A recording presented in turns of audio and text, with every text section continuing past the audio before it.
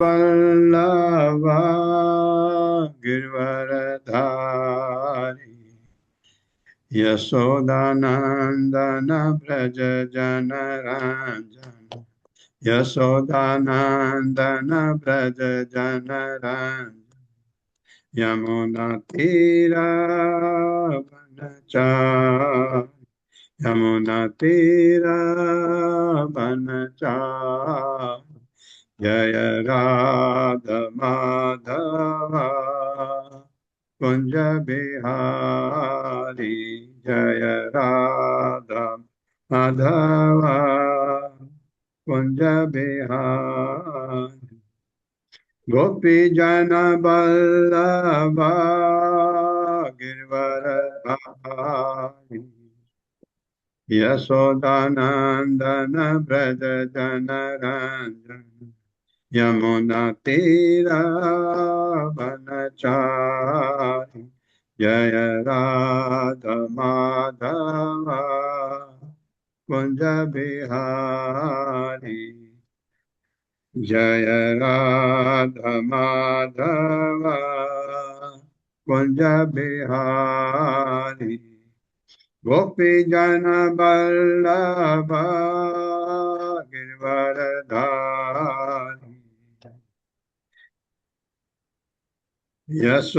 यशोदानंदन व्रज जनरंजन यमुना तीरावनचारि जय राधा माधव कुंज बिहारी हरे कृष्णा कृष्णा कृष्णा हरे हरे हरे रामा राम राम हरे हरे हरे कृष्णा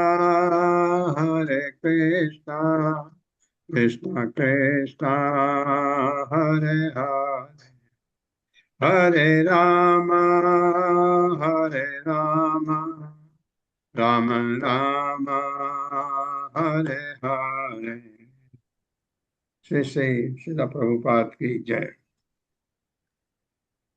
हरे कृष्ण प्रभु जी। हरे कृष्णा, आप सबका स्वागत है। धन्यवाद हरे कृष्ण प्रभु जी, सादर हरे प्रणाम। कृष्णा प्रभु जी। बिल्कुल आपकी आवाज एकदम प्रपात जैसे लग रही थी।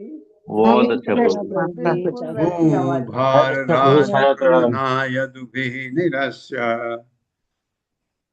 अरे मुझे वो भी तो बोलना है। बिना कुछ किए कराए। प्रभु जी अनम्यूट कर लीजिए। प्रभु जी आपका म्यूट है।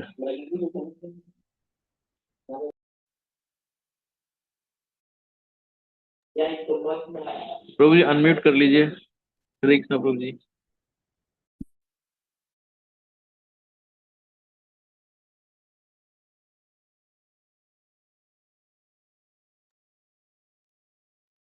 ओम नमो भगवते वासुदेवाय। ओम नमो भगवते वासुदेवाय। ओम नमो भगवते वासुदेवाय। ओम नमो भगवते वासुदेवाय। ओम नमो भगवते वासुदेवाय। ओम नमो भगवते वासुदेवाय।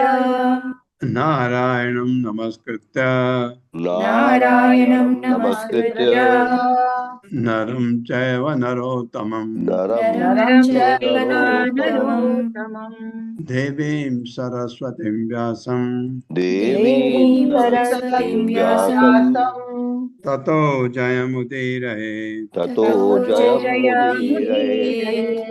नष्टप्रायेषु भद्रेषु नष्टप्रायेषु भद्रेषु नित्यं भागवत सेवया नित्यं भागवत सेवया भगवते उत्तमा श्लोके भगवती उत्तमश्लोके भक्तिर्भवति नैष्ठिकी। भक्तिर्भवति नैष्ठिकी। हरे कृष्णा, आप सबका स्वागत है। हरे कृष्णा प्रभु जी, दंडवत प्रणाम। हरे कृष्ण प्रभु जी, सादर प्रणाम। हरे कृष्णा माता जी, मैं ये कंप्यूटर का वो सब चेंज हो गया। कल वो 10 से 11 वर्जन में चला गया, इसलिए थोड़ा सा मुझे दिक्कत हो रही है। जी प्रभु जी, मुझे लगा आज भजन क्लास है, इसके लिए आप शुरुआत की। हाँ, वो भजन लगा ही नहीं, वो दिखा ही नहीं मेरे को। जी जी। अत्रे माता जी आए हैं क्या? अत्री माता जी, नहीं है आए ना? हैं, बस प्रभु जी आए हैं। हाँ आए हैं प्रभु माता जी जी, बनाए हाँ हैं। प्रभु जी आए हैं। कहाँ है? मैं ढूंढ रहा हूँ। हाँ हाँ, मिल गई मिल गई। अरुणी देवी माता जी को भी आपने बनाया नहीं है अभी तक, हाँ, और मैं बनाता हूँ। रोहिणी सुहासनी हरे माता जी। कृष्णा, आप सबका स्वागत है। भूभार राज पृतना यदुभि निरस्य गुप्त स्वभाव अचिंतयद अप्रमेय मन्ये अवनेह ननु गतो अपि अगतं हि भारम यद यादवं कुलम अहो अभिसह्यम आस्ते। मेरे साथ।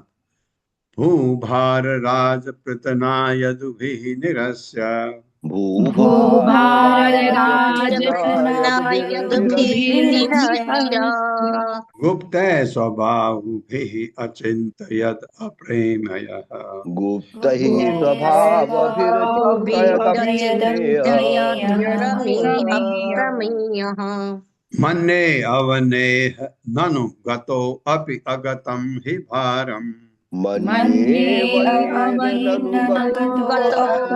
भारम् यद यादवं कुलम अहो अभिसह्यम आस्ते। यद्यादवं कुलमहो अभिषय्यमस्ति। अभिषेकमास्ते।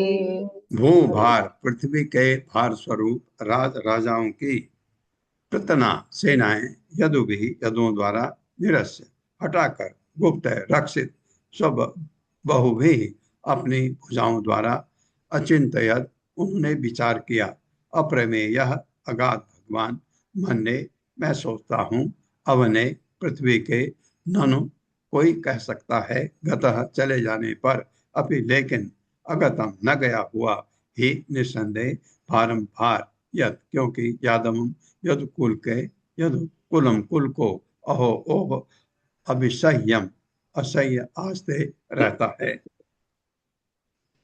मेरे साथ पढ़िए। भगवान ने पुरुषोत्तम श्री भगवान ने अपने बाहुओं द्वारा संरक्षित अपने बाहुओं द्वारा संरक्षित यदुवंश का प्रयोग यदुवंश का वंश का प्रयोग उन राजाओं को सफाया करने के लिए किया उन राजाओं का सफाया सफाया करने के लिए किया जो अपनी सेनाओं सहित जो अपनी सेनाओं सेनाओं सहित इस पृथ्वी के लिए भार बने हुए थे। इस पृथ्वी के लिए भार भार बने हुए थे। तत्पश्चात पश्चात अगाध भगवान ने मन ही मन सोचा अगाध भगवान ने मन ही मन सोचा भले ही कोई यह कहे कि भले ही कोई यह कहे यह कि कहे कि अब पृथ्वी का भार समाप्त हो गया है। अब पृथ्वी का भार समाप्त हो गया है। हाँ, लोग ऐसा कहें अलग बात है, किंतु मेरे मत से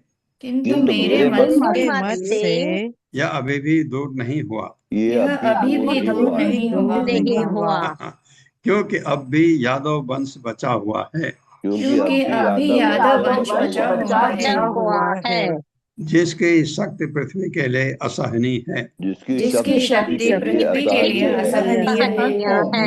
हाँ, जैसे मैं कल कह रहा था कि यादव में भी काफी काफी अहंकार आ गया था और उसमें से कुछ भगवान के विरुद्ध थे, कुछ अनुकूल थे, कुछ प्रतिकूल थे।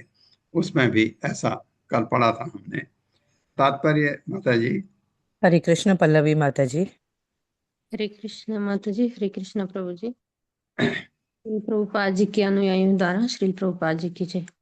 इस संबंध में श्रील भक्ति सिद्धांत सरस्वती ठाकुर ने टिप्पणी की है कि यद्यपि सामान्य लोग यह सोच सकते हैं कि असुरों का वध करके तथा धर्म की पुनः स्थापना करके अब श्री भगवान ने पृथ्वी का भार हटा दिया था, किंतु भगवान श्री कृष्ण स्वयं देख रहे थे कि उनके अपने ही परिवार के सदस्यों के अधार्मिक व्यवहार से और भी खतरा था। श्रीमद् भागवत में कहा गया है कि यदि किसी न्यायप्रिय राजा का अपना शत्रु निर्दोष है तो वह उसे दंड देने से मना करता है, किंतु यदि उसका अपना पुत्र दंडनीय हो तो वह उसे दंड देगा। इस प्रकार यद्यपि लोक दृष्टि में श्री भगवान के खुद के वंशज सदैव पूज्य थे, किंतु भगवान श्री कृष्ण ने देख लिया था कि यदुवंश के कुछ लोग उनकी घनिष्ठता प्राप्त करके उनकी इच्छा के प्रति बेपरवाह बन गए थे। चूंकि पूर्ण पुरुषोत्तम भगवान के संबंधी होने के कारण कुछ ऐसे सनकी यदुवंशी लोग मनमाना कार्य कर सकते थे, अतएव वे विश्व के लिए महान संकट उत्पन्न करेंगे और मूर्ख लोग ऐसे मनमाने आचरण को भगवान श्री कृष्ण की इच्छा मान बैठेंगे। इस तरह श्री भगवान, जिनकी इच्छाएं अचिंत्य है, यदुवंश के लापरवाह एवं अपमानजनक सदस्यों का संहार करने की आवश्यकता पर विचार करने लगे। सामान्य लोगों की दृष्टि में श्री भगवान ने द्वारका तथा मथुरा में अपनी लीलाओं द्वारा एवं कुरुक्षेत्र के युद्ध द्वारा सारे असुरों का वध कर दिया था और अब पृथ्वी अपने भार से मुक्त हो चुकी थी। फिर भी उन्होंने अपने ही परिवार के गर्वित सदस्यों के शेष भार से पृथ्वी को मुक्त कराने के लिए उनके बीच बंधुघाती कलह कराकर उन्हें पृथ्वी से दूर हटा दिया। इस तरह उन्होंने पृथ्वी से अपने अंतर्धान होने का रास्ता तैयार कर दिया। श्री श्रीधर स्वामी ने इंगित किया है कि बाहु भी शब्द बहुवचन में यह दिखाने के लिए प्रयुक्त हुआ है कि भगवान ने यदुवंश का विनाश अपने चतुर्भुजी रूप से किया। श्री कृष्ण का आदि गोविंद रूप द्विभुजी है, किंतु श्री भगवान ने चतुर्भुजी नारायण के स्वांश रूप द्वारा इस पृथ्वी के सारे असुरों का संहार किया और अंत में अपने ही परिवार के भार रूप सदस्यों का विनाश किया। यह प्रश्न किया जा सकता है कि यदि यदुवंश के कुछ सदस्य श्री भगवान की इच्छा के विरुद्ध हो गए थे, तो फिर उन्होंने पृथ्वी से अपने हटाए जाने की श्री भगवान की योजना का विरोध क्यों नहीं किया। इसलिए अप्रमेय यहाँ शब्द का प्रयोग हुआ है, जो इस बात का सूचक है कि कोई भी मनुष्य, यहाँ तक कि श्री भगवान के अपने परिवार वाले भी उनकी इच्छा को पूरी तरह समझ पाने में असमर्थ होते हैं। श्री जीव गोस्वामी ने यदुवंश के विनाश का अन्य कारण भी दिया है। वे इस बात पर बल देते हैं कि पूर्ण पुरुषोत्तम भगवान के कार्यों को कभी भी सामान्य भौतिक कार्य नहीं समझना चाहिए, न ही भगवान के संगियों को सामान्य व्यक्ति समझना चाहिए। यद्यपि श्री भगवान श्री कृष्ण इस जगत में कुछ काल के लिए अवतरित होते हैं और फिर चले जाते हैं, किंतु यह समझ लेना चाहिए कि श्री भगवान अपने संगियों के साथ श्री गोकुल, मथुरा तथा द्वारका जैसे विविध धामों में नित्य स्थित रहते हैं। यदुवंश के सदस्य श्री भगवान के नित्य संगी है, अतएव श्री भगवान से विलग होना उन्हें सह्य नहीं है। चूंकि श्री कृष्ण अपनी पार्थिव लीलाएं समाप्त करने वाले थे, अतः यदि वे यदुवंशियों को इस धरा पर छोड़ जाते तो वे उनकी अनुपस्थिति से इतने क्षुब्ध हो उठते कि वे सारी पृथ्वी को रौंद कर विनष्ट कर डालते। इसीलिए श्री कृष्ण ने अपने अंतर्धान होने से पहले यदुवंश के अंतर्धान हो जाने की व्यवस्था की। श्री जीव गोस्वामी इस निष्कर्ष पर पहुंचते हैं कि यदुवंशियों को आखिर अधार्मिक नहीं माना जाना चाहिए। वैष्णव आचार्यों ने उल्लेख किया है कि यदुवंश के अंतर्धान होने की कथा बद्ध जीवों को भौतिक जीवन के बंधन से मुक्ति पाने में सहायक बनाने के लिए है। तीनों लोकों में यदुवंश के समान शक्तिशाली तथा ऐश्वर्यशाली कोई नहीं था। पूर्ण पुरुषोत्तम भगवान असीम ऐश्वर्य, सौंदर्य, शक्ति, ज्ञान, यश इत्यादि के स्वामी हैं और यदुवंश के सदस्य भी श्री भगवान की निजी संगी होने के कारण अचिंत्य ऐश्वर्य से युक्त थे। अतः जब हम देखते हैं कि बंधुघाती युद्ध ने किस तरह यदुवंशियों को उनकी सारी पार्थिव संपत्ति तथा उनके प्राणों तक से विहीन कर दिया, तो हम यह समझ सकते हैं कि इस भौतिक जगत में कोई भी स्थायी पद नहीं होता। दूसरे शब्दों में, यद्यपि यदुवंश के सदस्य श्री कृष्ण के नित्य संगी थे और तुरंत ही अन्य लोक को स्थानांतरित कर दिए गए जहां श्री भगवान प्रकट होने जा रहे थे, किंतु बंधुघाती युद्ध से उनका सहसा अंतर्धान होना बद्ध जीवों को यह बतलाने के लिए है कि यह संसार नश्वर है। इसलिए यदुवंश के कुछ सदस्यों का श्री कृष्ण के प्रति विमुख होने का या शत्रुता होने को उनकी अधार्मिकता के रूप में नहीं लिया जाना चाहिए। इस संपूर्ण परिस्थिति बद्ध जीवों को पाठ पढ़ाने की भगवान श्री कृष्ण की योजना थी। इस संदर्भ में श्री जीव गोस्वामी ने श्रीमद् भागवतम से अनेक श्लोक उद्धृत करते हुए यह सिद्ध किया है कि यदुवंश के सदस्यों ने अनेक पुण्य कर्मों एवं भगवान श्री कृष्ण के विचार में पूर्ण रूप से निमग्नता के कारण ही श्री भगवान के परिवार में उच्च जन्म प्राप्त किया था। वस्तुतः यह कहा जाता है कि वे निरंतर श्री कृष्ण का चिंतन करते रहने के कारण सोते, चलते, बैठते तथा बोलते हुए अपने आप को भी स्मरण में रख पाने में असमर्थ थे। श्रीमद् भागवतम के प्रथम स्कंद 1.15.33 में श्री प्रभुपाद ने यदुवंश के लोप होने पर निम्नवत टीका की है। सूर्य का अस्त होना सूर्य के अंत का द्योतक नहीं है। इसका अर्थ यह है कि सूर्य हमारी दृष्टि से ओझल हो गया है। इसी तरह किसी विशेष लोक या ब्रह्मांड में श्री भगवान के मिशन के अंत का केवल यही अभिप्राय होता है कि वे हमारी दृष्टि से ओझल है। यदुवंश के अंत का भी यह अर्थ नहीं है कि उसका विनाश हो गया है। वह श्री भगवान के साथ ही हमारी दृष्टि से ओझल हो जाता है। हरे कृष्ण। कंक्लूजन बहुत ही अच्छा है। और कल जो पढ़ा था हमने, कुछ उनके प्रतिकूल हो गए थे, कुछ अनुकूल थे, दोनों को भगवान ले जाना चाहते थे वापस। और तरीका भी बहुत अच्छा ढूंढा, आपस में लड़वा दिया उनको। और लेकिन उनका विनाश नहीं हो सकता, जैसे बहुत सुंदर ढंग से प्रभुपाद के विनीत सेवकों ने कंक्लूड किया है।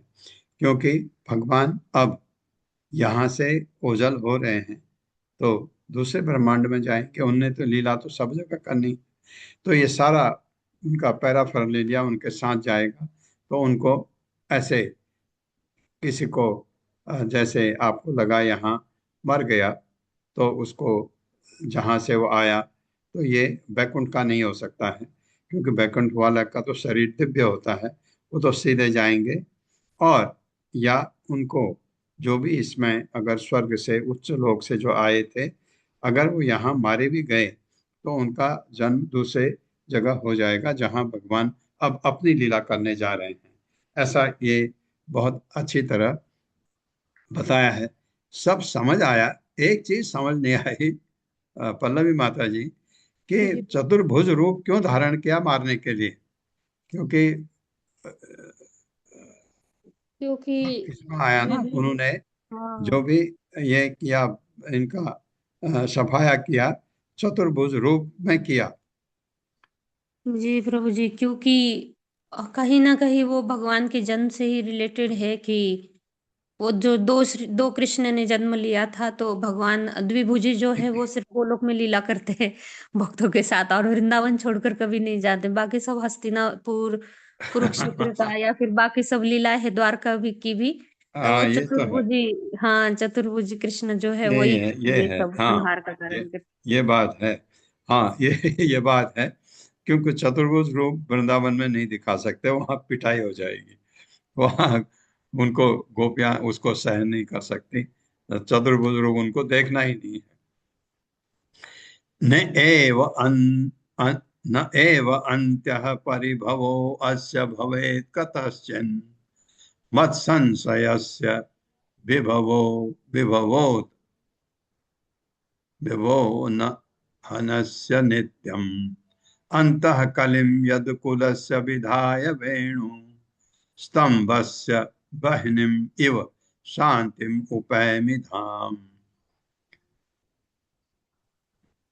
हाँ, विभव उन्नहन, उन्नहन अस्य होना चाहिए। न एव अन्यतः परिभवो अस्य भवेत कतश्चिन् न एव अन्यतः परिभवो अस्य भवेत् कथञ्चित् मत्संशयस्य विभव उन्नहनस्य नित्यम् मत्संशयस्य विभवो नहनश्च नित्यम् अन्तः कलिं यदकुलस्य विधाय वेणु अन्तः कलिं यदकुलस्य विधाय वेणु स्तंभस्य बह्निम् इव शान्तिम् उपैमि धाम। तम्बस्य न नहीं एवं निश्चय ही अन्यतः अन्य कारण से परिभव हार अस्य इस वंश वंश की भवित हो सकती है। कथचित किसी भी तरह से मत संशयस्य मेरे शरणागत की विभव अपनी शक्ति के उन्नहनस्य असीम नित्यम सदैव अंतः भीतर कलिम कलह यदुकुलस्य यदुकुल का विधाय प्रोत्साहित करके वेणुस्तंभस्य बांस के कुंज की बहनिम आग इव मानो शांति शांति उपाय में प्राप्त करूंगा धाम अपना निजी नित्य वासस्थान। भगवान मेरे साथ पढ़िए। भगवान कृष्ण ने सोचा भगवान कृष्ण ने सोचा इस यदुवंश के सदस्य इस यदुवंश के सदस्य सदैव मेरी मेरी पूरी तरह से शरणागत रहे हैं। सदैव मेरी पूरी तरह से शरणागत रहे हैं और इनका ऐश्वर्य असीम है। और इनका ऐश्वर्य असीम है। अतः कोई भी बाहरी ताकत इस वंश को पराजित नहीं कर पाई। इस वंश को पराजित नहीं कर पाई। हाँ, नारायण सेना है। किंतु यदि मैं इस वंश के भीतर कलह को प्रोत्साहित करूं इस वंश के भीतर कलह को प्रोत्साहित करूं तो वह कलह बांस के कुंज में कलह बांस के कुंज में घर्षण से उत्पन्न अग्नि की तरह कार्य करेगा।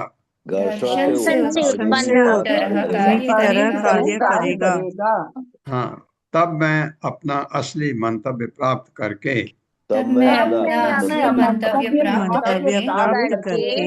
अपने नित्य धाम को लौट सकूंगा। अपने सनातन धाम को लौट सकूंगा। हाँ, ये सुझाव उनको भगवान को। और ये अगर किसी समाज का विनाश करना है आप आपस में लड़वा दो उनको। ये हम भी जानते हैं ये, क्योंकि ये उनमें अगर ये बुद्धि नहीं है, हम अपना ही विनाश कर रहे हैं तो। लेकिन भगवान के पास सबसे बड़ी शक्ति है उनकी योग माया। अगर ये सोचे भी, आपको लगता है कि ये सोचा ऐसा वो नहीं करेंगे, आपस में नहीं लड़ेंगे, तो योग माया करा सकती है। तात्पर्य माता जी। हरे कृष्ण। रीटा पंडित माता जी। हरे कृष्ण प्रभु जी। हरे कृष्ण माता जी। शिल प्रभुपाद की जय। तात्पर्य शिल प्रभुपाद के विनय से। भगवान श्री कृष्ण यदुवंश के सदस्यों के लोप की व्यवस्था करना चाहते हुए भी स्वयं उनका उस तरह वध नहीं कर सकते थे जिस तरह उन्होंने अनेक असुरों को मारा था, क्योंकि यदुवंश उनका अपना वंश था। तब यह प्रश्न किया जा सकता है कि श्री कृष्ण ने अन्यों के द्वारा उनके वध किए जाने की व्यवस्था क्यों नहीं की। इसलिए इस श्लोक में कहा गया है, नयतः परिभयो अस्य भवेत कच्चित, चूंकि यदुवंश उनका अपना वंश था, इसलिए ब्रह्मांड का कोई भी व्यक्ति, यहाँ तक कि देवता भी उनका संहार करने में समर्थ नहीं थे। वास्तव में जैसा कि विश्वनाथ चक्रवर्ती ठाकुर संकेत करते हैं, इस ब्रह्मांड के भीतर यदुवंश के सदस्यों का कोई अपमान भी नहीं कर सकता था। उन्हें हराने या मारने की बात तो दूर रही, इसका कारण मतन श्रेयस्य शब्दों द्वारा किया गया है। यदुवंशियों ने श्री कृष्ण की पूर्ण शरण ले रखी थी, अतएव उन्हें सदैव श्री भगवान का निजी संरक्षण प्राप्त था। कहा गया है, मारे कृष्ण राखे कृष्ण मारे के। यदि श्री कृष्ण किसी की रक्षा करते हैं तो उसे कोई नहीं मार सकता, यदि श्री कृष्ण मारना चाहते हैं तो उसे कोई बचा नहीं सकता।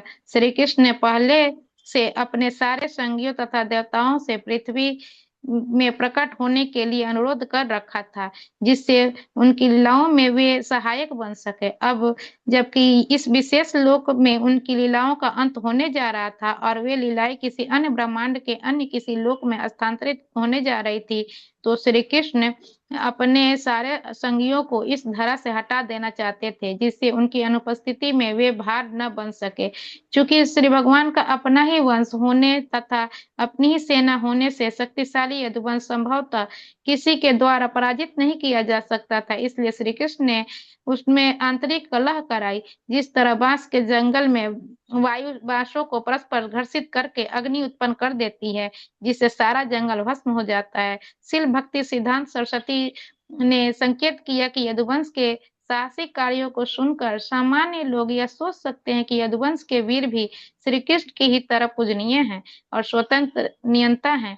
दूसरे शब्दों में मायावाद दर्शन से दूषित लोग यदुवंश को श्री कृष्ण जैसे पद पर स्थित समझ सकते हैं। इसलिए यह स्थापित करने के लिए कि सर्वाधिक शक्तिमान जीव तब कभी भी न हो भगवान के समान हो सकता, न उनसे आगे आ सकता है, श्री कृष्ण ने यदुवंश के विनाश की व्यवस्था की। हरे कृष्ण प्रभु जी, धन्यवाद। ये किया। र्युमा माता जी, आप कुछ कहना चाहती हैं? हरे कृष्ण प्रभु जी, दंडवत प्रणाम। नहीं प्रभु जी, अभी तो सुन के बहुत दिल नीचे जा रहा है कि भगवान अपने परिवार का विनाश करने जा रहे हैं। एकदम वो सहन सा ही नहीं हो रहा सुन के प्रभु जी, क्या बोलूं।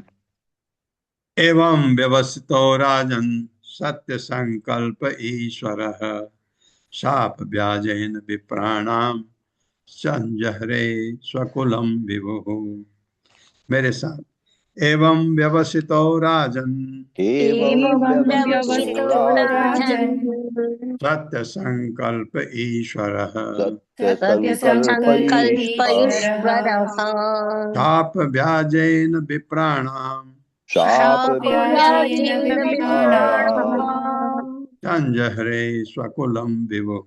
संजहरे स्वकुलम विभुः। एवं इस प्रकार व्यवस्थितः निश्चित करते हुए राजन, हे राजा, सत्य संकल्प जिसकी इच्छा सदैव सच सिद्ध है, ईश्वर भगवान ने शाप व्याजेन, शाप के बहाने, विप्राणाम, ब्राह्मणों के, संजहरे, समेट लिया, स्वकुलम, अपने वंश को, विभु, सर्वशक्तिमान। अब करें कैसे? वो शाप का बहाना, उनको शाप मिला था। और मूसल का कहानी आपने पढ़ी थी हमने उसमें, कृष्णा बुक में।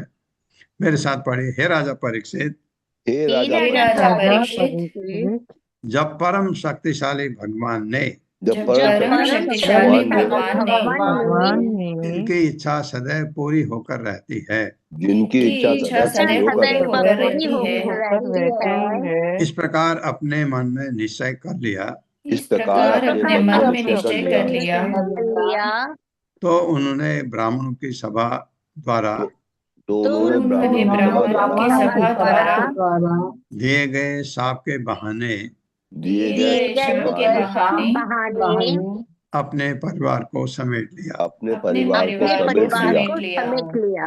हाँ, अब ये प्रश्न उठता है कि यही तरीका था इनको आपस में कलह करने का, क्योंकि भगवान को इनको हटाना था और कोई तरीका नहीं। तो इससे जो विद्वान हैं, ये विश्वनाथ चक्रवर्ती ठाकुर हैं, श्रीधर स्वामी हैं और जीव गोस्वामी हैं, इन्होंने अपने ढंग से बताया इसलिए। लेकिन एक बात ये भी है, भगवान क्यों ऐसा करने जा रहे हैं, कौन समझ सकता है? हम नहीं समझ सकते इस चीज को, जब तक कि हम भगवान के शुद्ध भक्त न बन जाए। तो भगवान का शुद्ध भक्त फिर भी समझ सकता है कि भगवान ने ये तरीका क्यों अपनाया। और लेकिन अब कारण अब ये बताया है भगवान, ये कह के कि ब्राह्मणों का शाप है, इसलिए यदुकुल समाप्त होगा, ऐसा। जबकि असली चीज भगवान उनको अपने साथ, अब दूसरे ब्रह्मांड में जो उनकी लीला है, यहाँ लीला खत्म हो गई दूसरी जगह, वहाँ खत्म हो गई तीसरी जगह, उनके लिए ये समय मेरे ख्याल से 2-4 मिनट का रहा होगा। हमारे यहाँ जो किया उनके अपने काल के हिसाब से, क्योंकि काल भगवान के लिए तो काम ही नहीं करता। उसके बाद दूसरे लोक में, उसके बाद तीसरे में, इतने ब्रह्मांड हैं, तो सब में उन्होंने करना है, वो सब ठीक है। कैसे समेटा? इस तरह से भगवान ने। तात्पर्य माता जी। हरे कृष्णा। त्रि माता जी। हरे कृष्ण। तात्पर्य श्रील प्रभुपाद के जय। श्रील प्रभुपाद के द्वारा श्री भक्ति सिद्धांत सरस्वती ठाकुर ने इस श्लोक पर अत्यंत महत्वपूर्ण भाष्य दिया है। वे कहते हैं कि चूंकि भगवान श्री कृष्ण चंद्र के मनोभाव सदैव पूर्ण होते हैं, इसीलिए पूरे विश्व के लाभ को ध्यान में रखते हुए ही उन्होंने ब्राह्मणों द्वारा शाप के बहाने अपने वंशों का विनाश किया। इस संबंध में श्री भक्ति सिद्धांत सरस्वती ठाकुर ने श्री चैतन्य महाप्रभु की लीलाओं से साम्य दिखलाया है, जो कि साक्षात श्री कृष्ण है और अपने ही भक्त के रूप में प्रकट हुए थे। श्री चैतन्य महाप्रभु अपने प्रथम पूर्ण विस्तार नित्यानंद प्रभु एवं अद्वैत प्रभु के साथ प्रकट हुए। ये तीनों श्री चैतन्य महाप्रभु, नित्यानंद प्रभु एवं तथा अद्वैत प्रभु वैष्णव आचार्य द्वारा विष्णु तत्व अर्थात पूर्ण पुरुषोत्तम भगवान के संपूर्ण पद की कोटि में परिगणित होते हैं। इन तीनों प्रभुओं ने अनुभव किया कि भविष्य में इनके बीजज वंशज अवांछित मान्यता प्राप्त कर लेंगे और इस तरह गर्वित होने से वास्तविक वैष्णव गुरुओं अथवा श्री भगवान के प्रतिनिधियों के विरुद्ध शोचनीय अपराध करेंगे। जैसा कि श्रीमद् भगवद गीता में कहा गया है, ममैवांशः, प्रत्येक जीव परमेश्वर का भिन्नांश है। मूलतः प्रत्येक जीव ईश्वर का पुत्र है, किंतु अपनी लीलाएं करने के लिए श्री भगवान कुछ अति योग्य जीवों को चुनकर उन्हें अपने संबंधियों के रूप में जन्म लेने देते हैं। किंतु ऐसे वंश जो श्री भगवान के निजी परिवार के सदस्यों के रूप में प्रकट होते हैं, अपने पद से निस्संदेह गर्वित हो सकते हैं और सामान्य जनों से मिलने वाले महान सम्मान का दुरुपयोग कर सकते हैं। इस तरह ऐसे लोग कृत्रिम रूप से अनुचित सम्मान पाने के कारण उन लोगों को आध्यात्मिक प्रगति के वास्तविक सिद्धांत अर्थात श्री भगवान के प्रतिनिधि रूप शुद्ध भक्त की शरण लेने से विमुख कर सकते हैं। श्रीमद् भगवद गीता के 12वें अध्याय के अंतिम 8 श्लोकों में श्री भगवान द्वारा उन भक्तों का वर्णन किया गया है जिन्हें आचार्य अर्थात मनुष्य जाति के आध्यात्मिक नेता का कार्य करने की अनुमति दी गई है। दूसरों शब्दों में मात्र भगवान श्री कृष्ण के वंश में जन्म लेने से गुरु बनने की पात्रता प्राप्त नहीं हो जाती, क्योंकि श्रीमद् भगवद गीता के अनुसार पिता हमेशा जगतः, हर जीव से भगवान के परिवार का सदस्य है। श्रीमद् भगवद गीता में श्री कृष्ण कहते हैं, समोहं सर्वभूतेषु नौमि देशोस्ति न प्रियः, मैं हर एक के प्रति समभाव रखता हूँ, कोई ना तो मेरा शत्रु है न विशिष्ट मित्र है। यदि पूर्ण पुरुषोत्तम भगवान का कोई विशेष परिवार है जैसा कि यदुवंश, तो ऐसे तथाकथित परिवार की विशेष योजनाबद्ध जीवों को आकर्षित करने के लिए श्री भगवान की लीलाओं के कारण ही है। जब श्री कृष्ण अवतरित होते हैं तब ये सामान्य व्यक्ति की तरह कार्य करते हैं, जिससे जीव उनके लीलाओं के प्रति आकृष्ट हो। इसीलिए श्री कृष्ण इस तरह से कार्य करते थे मानो यदुवंश उनका निजी परिवार हो, जबकि तथ्य ये है कि प्रत्येक जीव उनके परिवार का सदस्य है। किंतु सामान्य लोग आध्यात्मिक ज्ञान के उच्च सिद्धांत को न समझ पाने के कारण प्रामाणिक गुरु की योग्यताओं की आसानी से भूल जाते हैं और श्री भगवान के तथाकथित परिवार में उत्पन्न लोगों को अनुचित महत्व प्रदान करते हैं। इसीलिए श्री चैतन्य महाप्रभु ने पीछे पीछे संतान न छोड़कर आध्यात्मिक प्रभुत्वता के मार्ग के इस अवरोध से अपने आप को बचाया। यद्यपि महाप्रभु के 2 विवाह हुए, किंतु वे निसंतान थे। नित्यानंद प्रभु जो पूर्ण पुरुषोत्तम भगवान थे, उन्होंने भी अपने पुत्रों श्री वीरभद्र द्वारा जन्मे पुत्रों को स्वीकार नहीं किया। इसी प्रकार अद्वैताचार्य ने अच्युतानंद तथा 2 अन्य पुत्रों के अतिरिक्त अन्य पुत्रों से रिश्ता तोड़ लिया था।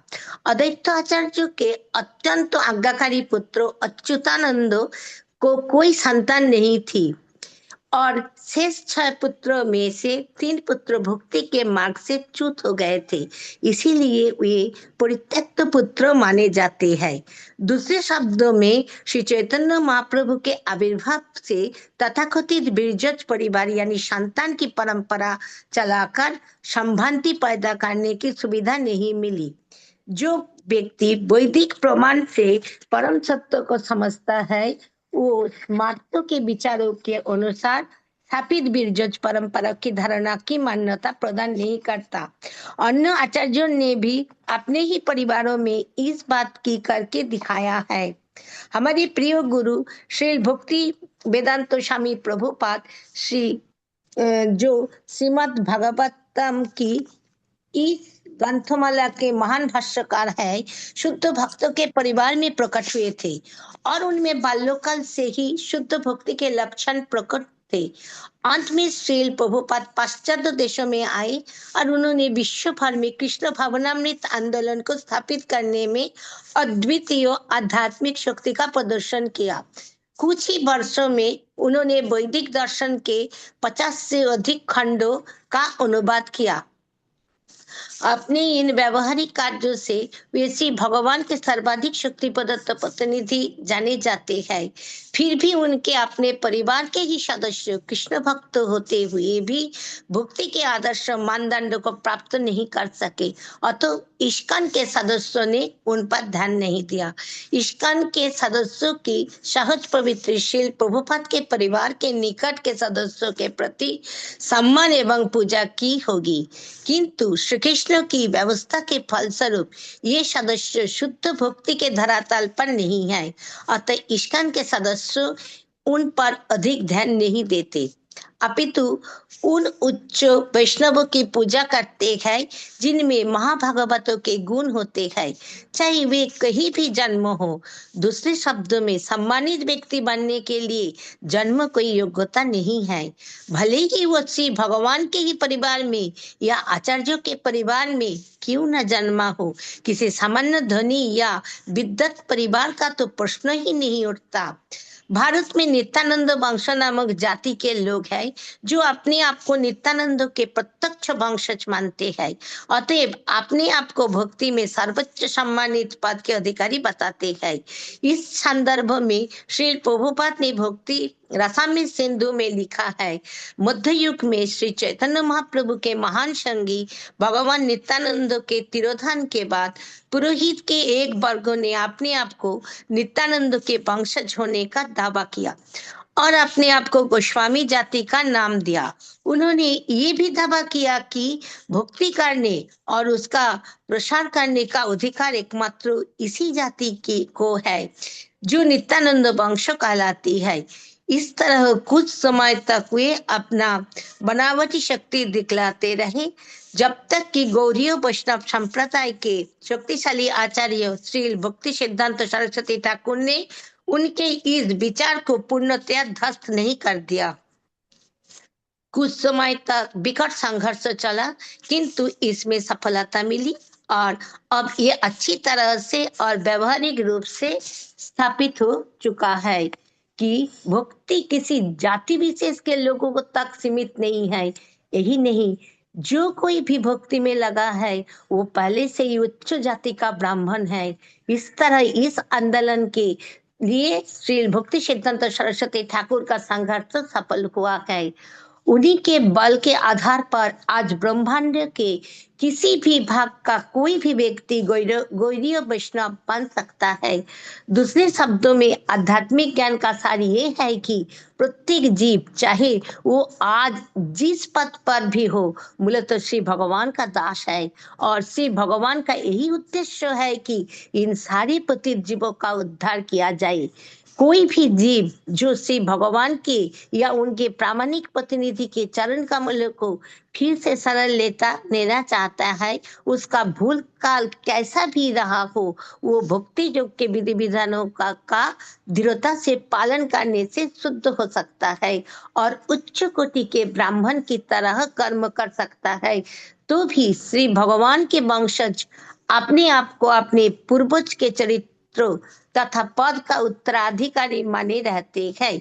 इस तरह श्री भगवान जो कि संपूर्ण विश्व के तथा विशेष रूप से अपने भक्तों के शुभ चिंतक है, अपने वंशजों की विवेक शक्ति को इस तरह विमोहित करते हैं कि ये वंशज पथभ्रष्ट पतित होते हैं और श्री भगवान का प्रतिनिधि बनना अर्थात श्री कृष्ण की इच्छा पर आत्मसमर्पण करना प्रधान रह जाता है। हरे कृष्ण। बहुत अच्छी तरह समझाया है, लेकिन ये कहा है कि अगर भगवान यदुओं को छोड़ देते तो ऐसी परिस्थिति उत्पन्न हो सकती थी। ये सही बात है। जैसे नित्यानंद प्रभु के वंशज के लोगों ने अपने को भक्ति मार्ग के असली दावेदार कह के, और तो भक्ति सिद्धांत सरस्वती ठाकुर ने उसको ध्वस्त किया। तो ऐसा हो सकता है, ये तो समझ आता है कि भगवान ने उनको वापस ले जाना है, सबको, यदुवंश को, तो इसलिए समाप्त करना है। भगवान ने वह तरीका अपनाया, उस पर विचार करिए और विचार उसको स्वीकार कर लीजिए, क्योंकि भगवान का तरीका है, वो गलत नहीं हो सकता है। तो वो भी ऐसी परिस्थिति उत्पन्न, भगवान ने इतना अवतरित होकर के पृथ्वी का सारा भार हटाने के लिए आए थे, क्योंकि माँ पृथ्वी ब्रह्मा जी के पास गई, अब मेरे से सहन नहीं होता। ब्रह्मा जी देवताओं के लेके क्षीरोदक से विष्णु क्षीर सागर के किनारे भगवान को प्रार्थना किया। ब्रह्मा जी के कानों में आवाज गई कि मैं आ रहा, वो आएंगे, भगवान अवतरित हो रहे हैं, चिंता मत करो। तो वो पर्पज, भगवान का आने का सबसे बड़ा पर्पज जो था, ये पृथ्वी के भार को कम करना। और ये अवश्य है कि भगवान के जो अपने भक्त हैं उनके लिए तो बहुत अच्छा अवसर हो जाता है, भगवान का सानिध्य प्राप्त होता है, भगवान के दर्शन हो जाते हैं, ये बात अलग है। लेकिन ये प्रश्न ये रहता है कि भगवान ने ये तरीका ढूंढा, वो तरीका को आप जितने भी ऑल्टरनेटिव होंगे सोचेंगे आप, उसमें से शायद वही बेस्ट होगा। समूर्त्या लोक लावण्य निर्मुक्त्या लोचनम नृणाम गीर्भिहिता स्मृताम चित्तम पदैः तान् ईक्षितां क्रिया आच्छिद्य कीर्तिं सुश्लोकां वितत्य हि अंजसानुकौ तमो अनया तरिष्यन्ति इति अगाध स्वं पदम ईश्वरः। मेरे साथ, स्वमूर्त्या लोक लावण्य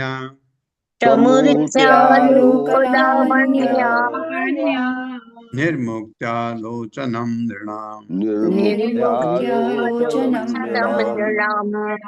गीर्भिहिता स्मृतां चित्तम्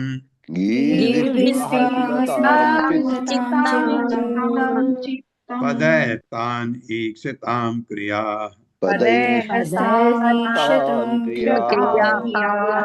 आच्छिद्य कीर्तिं सुश्लोकाम्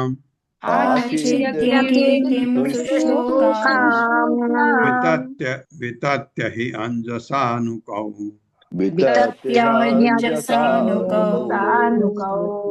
तमो अनया तरिष्यन्ति इति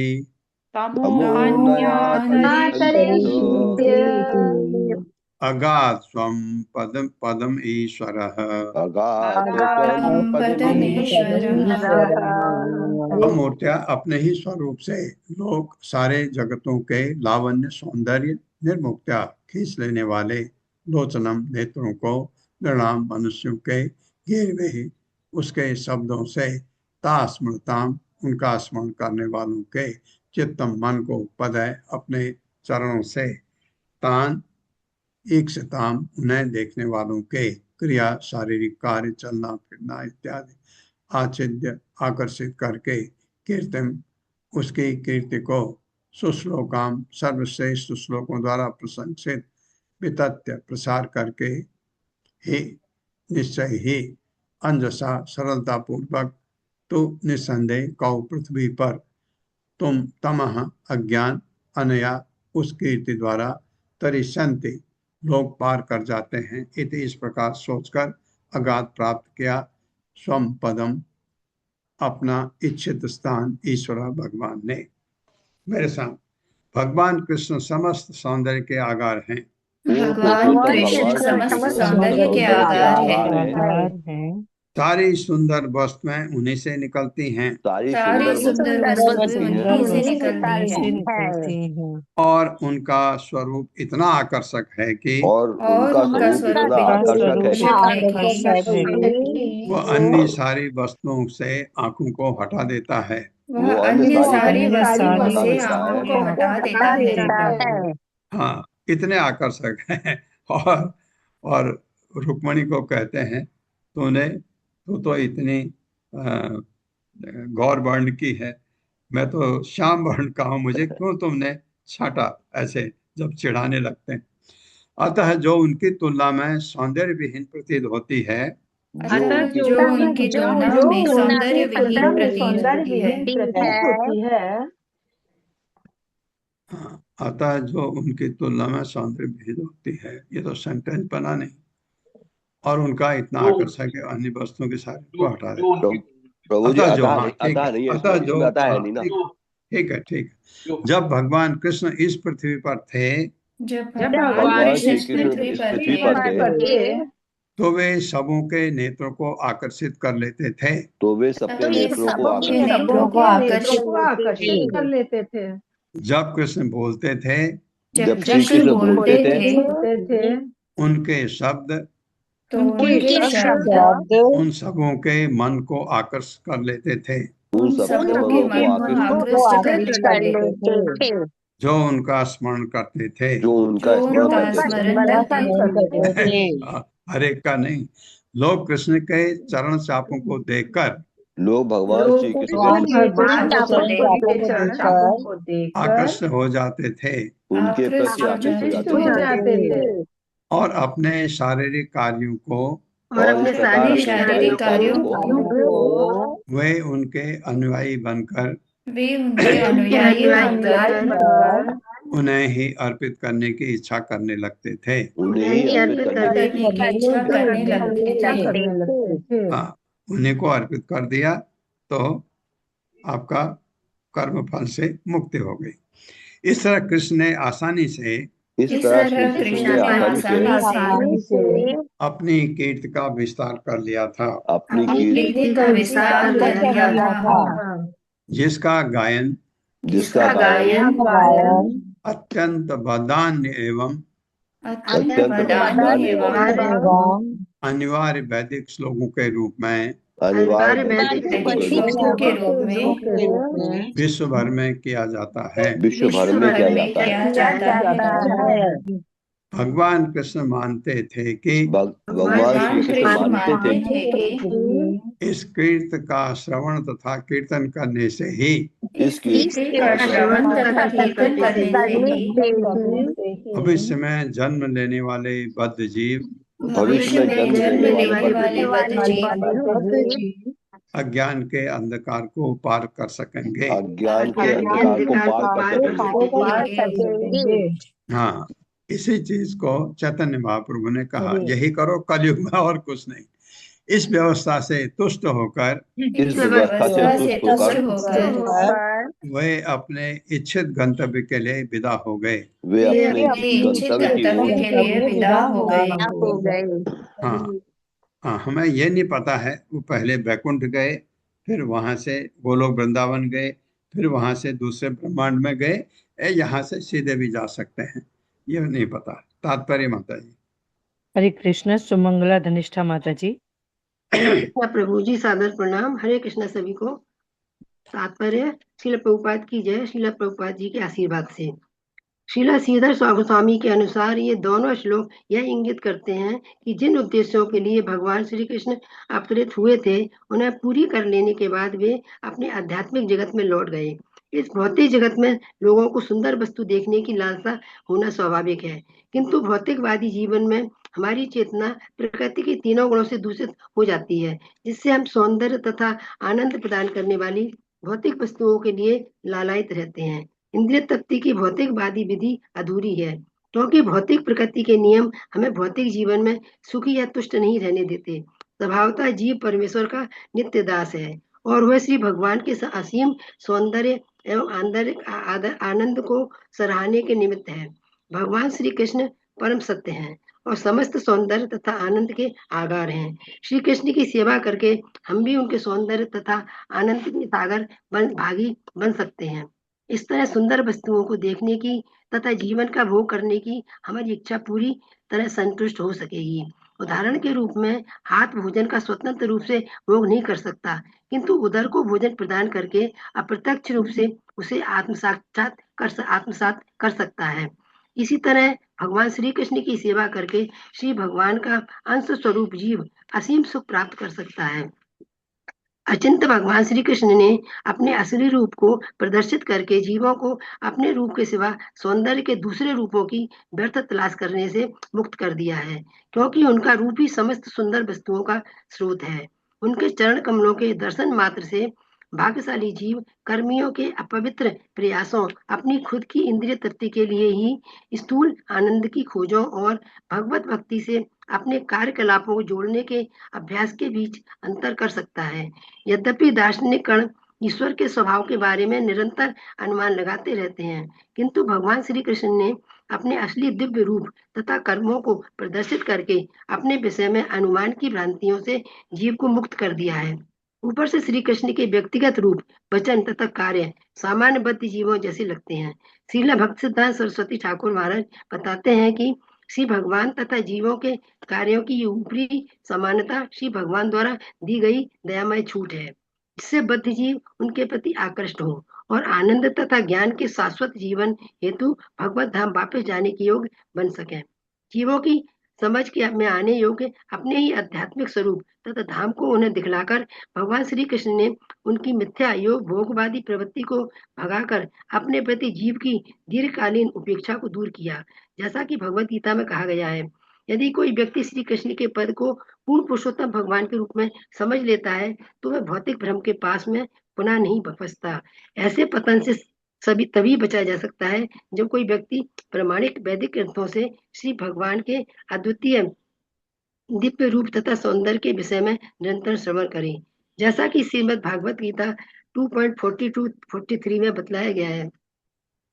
यामिमां पुष्पितां वाचं प्रबन्ध्य विपश्चितः वेदबाधर्तां पार्थ नान्यदस्तीति वादिनः कामात्मानः परिस्वर्गपराः जन्म कर्म प्रदामः क्रिया विशेष बहुलां भागेश्वरम गतिम प्रति। अल्पज्ञानी मनुष्य वेदों के उन अलंकारिक शब्दों के प्रति अत्यधिक आसक्त रहते हैं जो स्वर्ग की प्राप्ति, अच्छे जन्म, शक्ति इत्यादि के लिए विविध सकाम कर्म करने की संस्तुति करते हैं। इंद्रिय तृप्ति एवं ऐश्वर्यमय जीवन की अभिलाषा के कारण ही वे कहते हैं कि इससे बढ़कर कुछ भी नहीं है।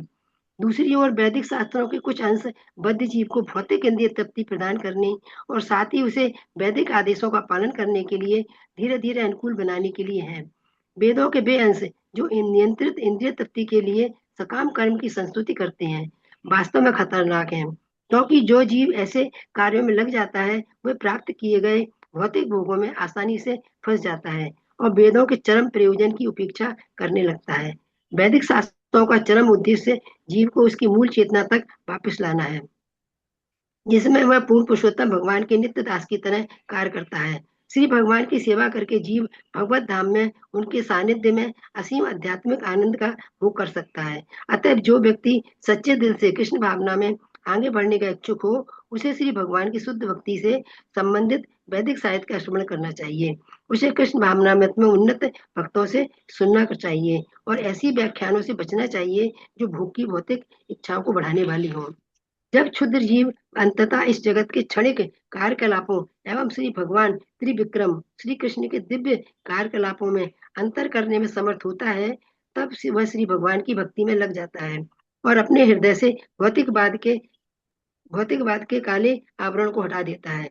तब इसे इंद्रिय तृप्ति की कोई इच्छा नहीं रहती, जिसे पाप तथा पुण्य के दो शीर्षकों के अंतर्गत भोगा जाता है।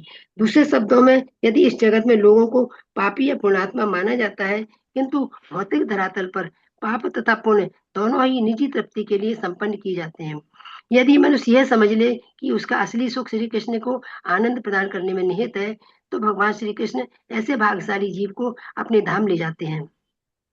जो गोलोक वृंदावन कहलाता है। श्रीला भक्ति सिद्धांत सरस्वती ठाकुर के मतानुसार श्री भगवान सर्वप्रथम निष्ठावान जीव को अपनी लीलाएं सुनने का अवसर प्रदान करते हैं। जब भक्त ऐसी कथाओं के प्रति स्वेच्छा से आकृष्ट होने लगता है, तब श्री भगवान उसे इस जगत में प्रकट होने वाली अपनी आध्यात्मिक लीलाओं में भाग लेने का अवसर प्रदान करते हैं।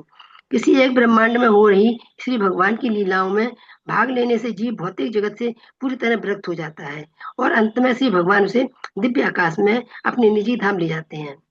मूर्ख लोग श्री भगवान द्वारा प्रदत्त इस महान लाभ को नहीं समझ पाते, किंतु भगवान श्री कृष्ण ऐसे मूर्खों को इस नश्वर जगत के मिथ्या भोग में लीन होने से बचाकर उन्हीं के लाभ के लिए कार्य करते हैं।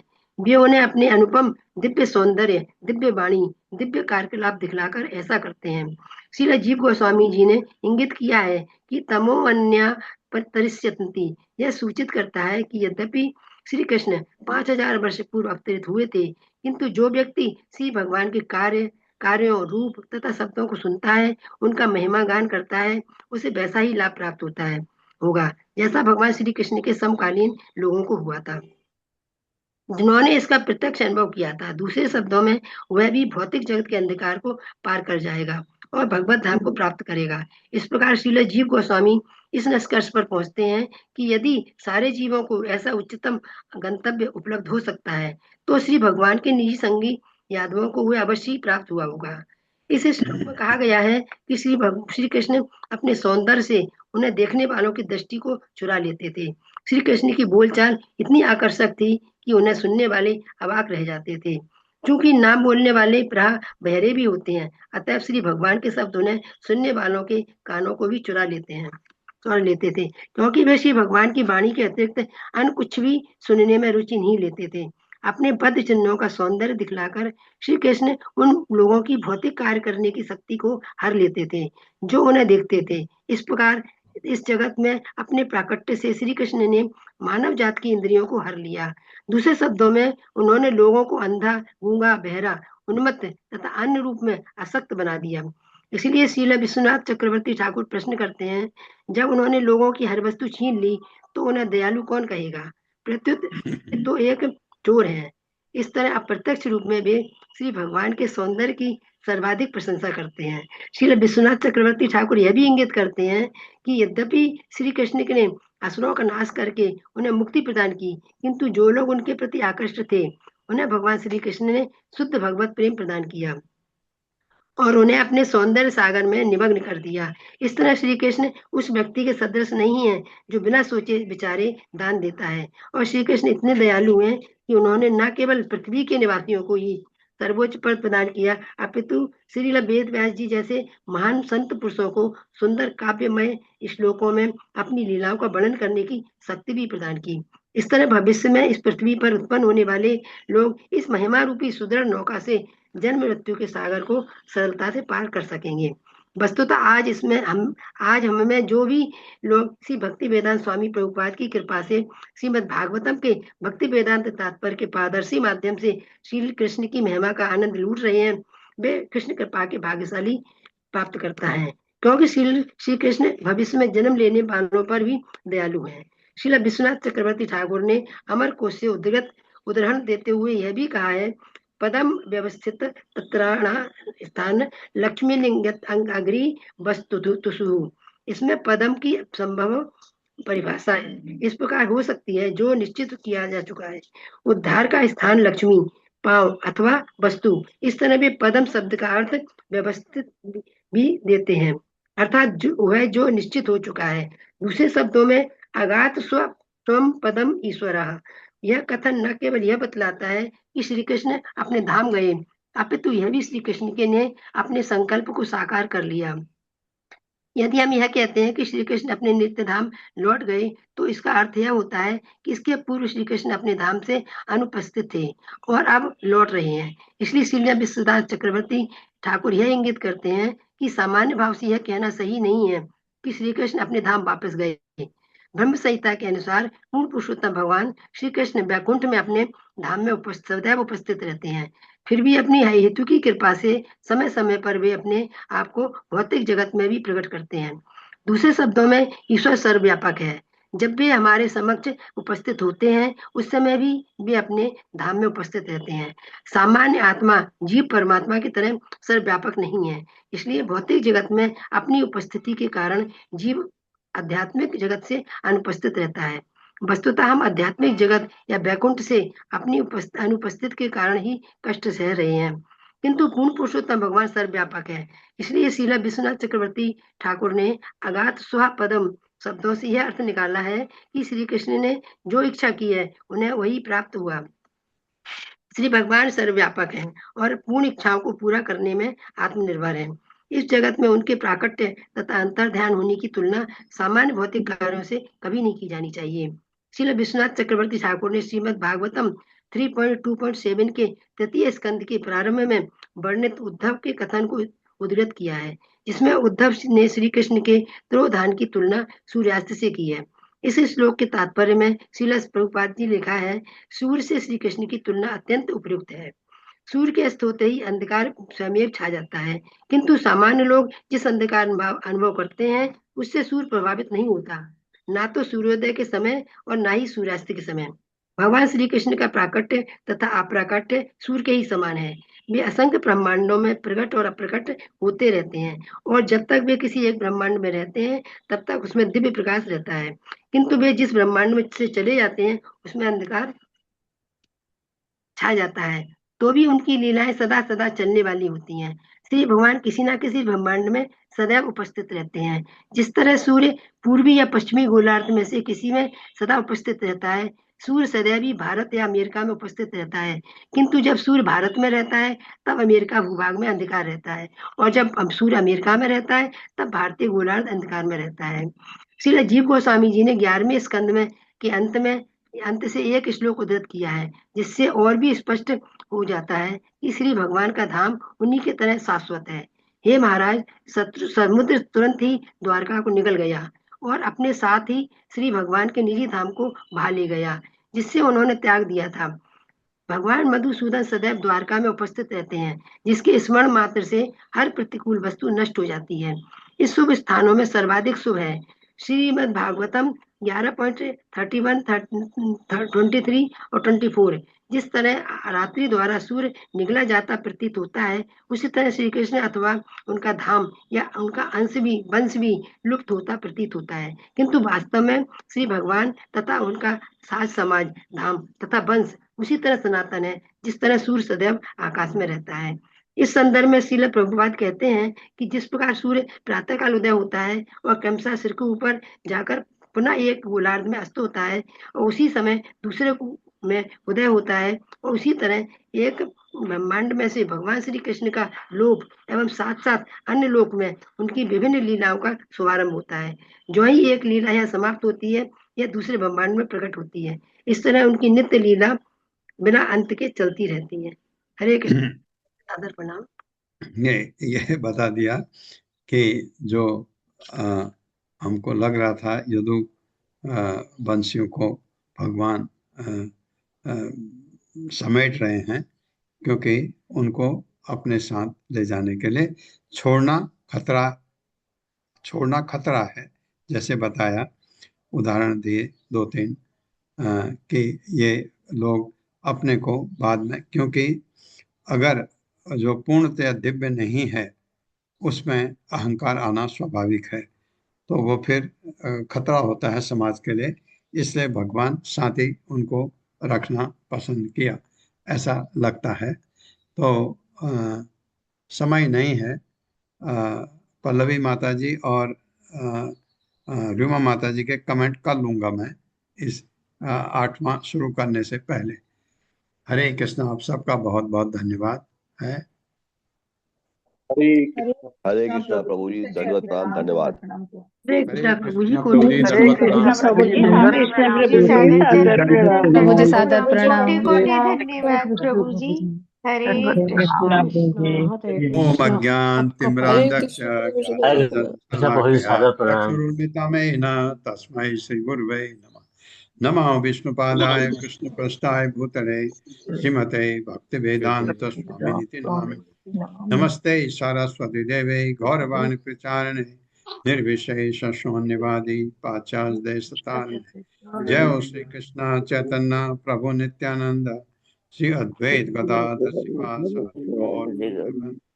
हरे कृष्णा कृष्ण कृष्ण हरे हरे, हरे राम राम राम हरे हरे। हर्षा माता जी, आपकी यात्रा की शुभकामना पूरी क्लास की तरफ से।